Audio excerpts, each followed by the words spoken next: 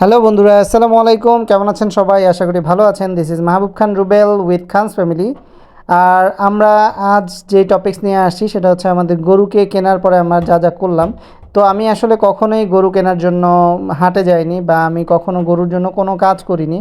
তো এবারে খুব ইন্টারেস্টিং একটা বিষয় হয়েছে। আমি গরু কিনতে গিয়েছিলাম, আমি আমার ছেলেকে নিয়ে কিনতে গিয়েছিলাম এবং গরুর জন্য আমি এবং আমার ছেলে ঘাস কেটেছি। তো গরুকে লালন পালন, গরুর যত্ন নেওয়া, গরু খেয়েছে কি না সবই করেছি আমি এবং আমার পরিবার সহ। তো মজার বিষয় হচ্ছে গরুটির জন্য মানে বিভিন্ন কাজ করতে করতে, গরুকে লালন পালন করতে করতে ৩-৪ দিনের মাথায় তো গরুর মায়ায় পড়ে গেছি, গরুর প্রেমে পড়ে গেছি। আসলে গরুটি এত শান্তশিষ্ট ছিল, এত ভদ্র ছিল, যা আসলে যে কেউ এটার মায়ায় পড়ে যাবে। আসলে গরু, অন্যান্য গরু যেরকম পাগলা থাকে, আমাদের গরু সেরকম না। আমাদের অনেক শান্তশিষ্ট একটা গরু ছিল।